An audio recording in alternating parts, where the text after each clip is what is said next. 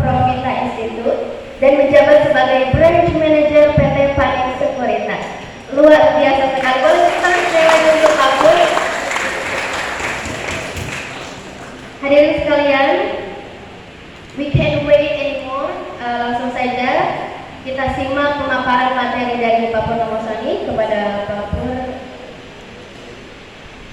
Sebelumnya marilah kita dengarkan sambutan dari Ayah MH selaku pengasuh Pesantren Motivasi Indonesia dan founder Ngaji Saham. Kepada beliau dipersilakan.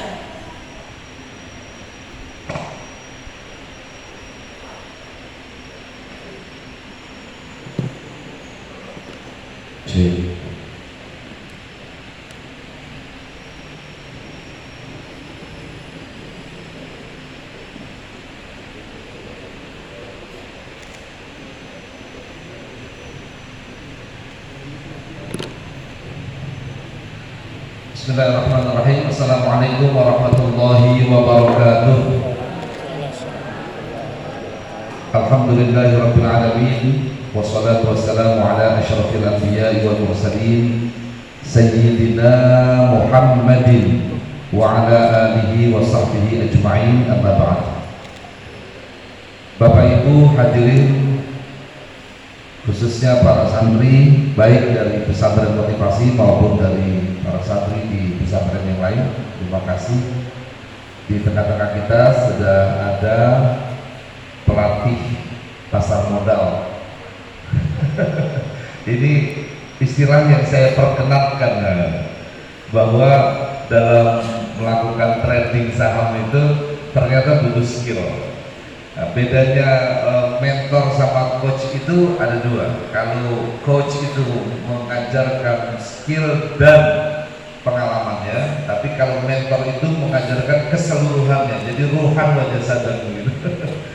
Jadi beliau bukan hanya coach, bukan hanya pelatih, tapi mentor kita di Ngaji Saham selama ini. Namanya adalah Pak Purnomo Soni. Boleh tepuk tangan sekali lagi buat Pak Purnomo. Ini harus ditepuk tangani karena demi kita semua. Beliau baru sampai tadi malam dari Cilacap. Karena memang tinggal dan juga bekerjanya di rumah sakit di Cilacap sana.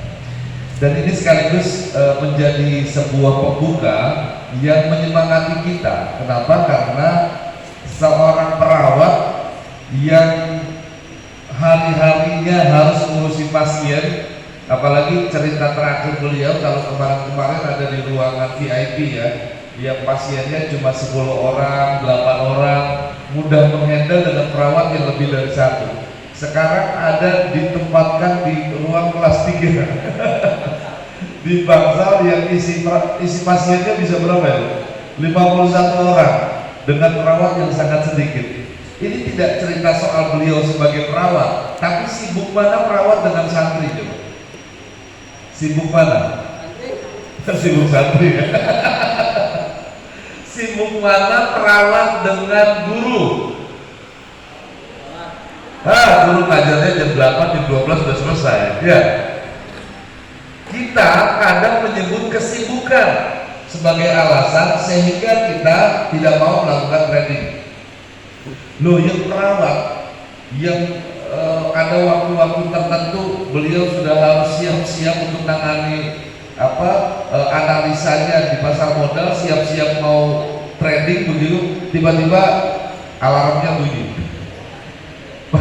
Pasien kemudian kalau udah gawat darurat harus ditangani.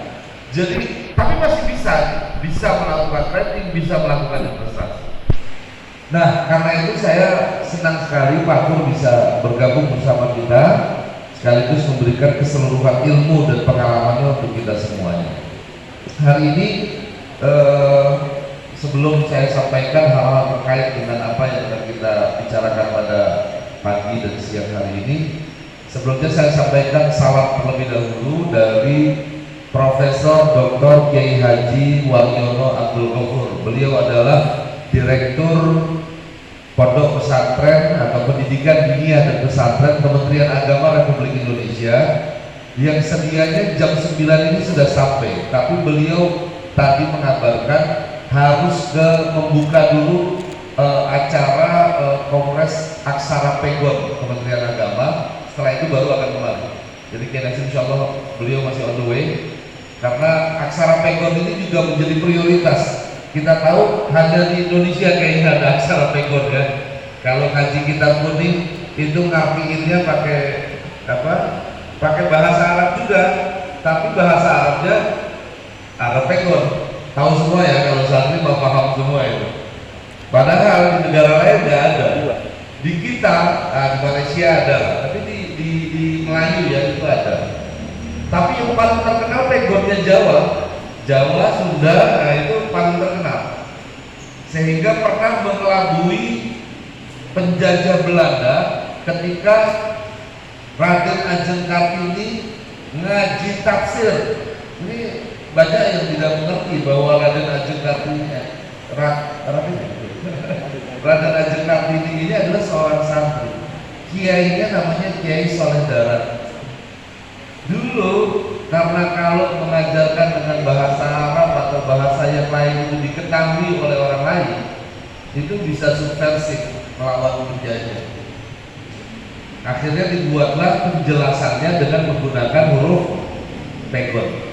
Tulisannya aksaranya aksara Arab, tapi spellingnya Melayu. Spellingnya adalah Jawa, Sunda ataupun Indonesia. Nah ini sedang dibuka galerinya juga oleh Kementerian Agama.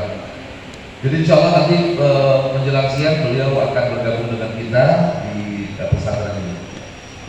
Nah kenapa saya harus sampaikan bahwa beliau sangat berkeinginan karena sampai dengan kemarin pagi saya konfirmasi, Pak Dir berkenan hadir tidak? Oh iya saya harus hadir gitu. Kalau beliau ini kiainya para kiai lah. Karena pimpinan seluruh pondok pesantren se-Indonesia yang jumlahnya 27.000 pondok pesantren, nah itu yang mendirect yang memimpin itu adalah Kiai Waliullah. Nah, kenapa ini jadi penting? Karena saya dan beliau berada di satu gugus tugas yang sama di Kementerian Ekonomi Pesantren dan selalu berpikir bahwa ternyata kekuatan ekonomi pondok pesantren bukan hanya lewat bisnis yang tampak di sekitar kita, sektor real gitu ya. Seperti misalnya kalau di sini ada bakery, ada minimarket, ada kafe, produksi kopi dan lain-lain. Di pesantren lain ada yang perikanan, pertanian, perkebunan dan lain-lain. Tetapi dunia sekarang khususnya para santri yang kita ketahui saat ini, ini ada Mas Rizal juga dari Hikmah Sekuritas, alhamdulillah. Mas Rizal, para santri saat ini di seluruh pondok pesantren bukan hampir rata-rata, menurut saya semuanya ada kelahiran tahun 2000-an. Betul nggak para santri? Yang masih santri loh ya. Ada nggak yang masih santri kelahiran tahun 80 ada? Udah keluarga kali. Ya. Kadida ini udah maha santri. Kamu kelahiran 2000 atau 90-an? 2000-an ini sudah mahasiswa sekarang. Berarti generasi yang kalian terutama para santri adalah generasi Z. Karena generasi Z yang lahir di era 95 sampai sekarang itu generasi Z. Nah, sementara generasi yang ada di level milenial dan generasi Z dan generasi Alpha ini kelahiran 2011 sampai sekarang. Tiga generasi ini, generasi milenial, generasi Z dan generasi Alpha adalah mereka yang begitu lahir sudah ada internet. Betul tidak? Kalian lahir dari internet apa belum? Sudah, jangan tanya Kiai Nasim. Nah, saya lupa menyebut beliau ini, bendahara forum pondok pesantren. Jadi duitnya banyak banget, bendahara. Ini beliau dikenal kiai kaya, usahanya palu dada. Apa lu mau gua ada. Pokoknya dari ujung ke ujung nanya apa aja beliau punya, dan itu usahanya. Masya Allah, tepuk tangan buat Kiai Nasim. Kalau angkatan model saya, model beliau, itu lahir boro-boro internet, boro-boro komputer di satu kampus. punya TV baru satu, itu aja hitam putih. Kamu tahu TV hitam putih nyalainnya nggak pakai listrik, pakai aki. Jadi kalau matinya pakai karung basah. Ya Allah, itu kan udah siaran tinju, dulu ada tinju namanya Elias Pikal. Mike Tyson baru kemarin, ya hampir sama ya. Saya ingat dulu di pondok itu, pondoknya 5.000 santrinya, TV-nya 14 inch, naruhnya di ujung, paling tinggi, udah gitu hitam putih lagi.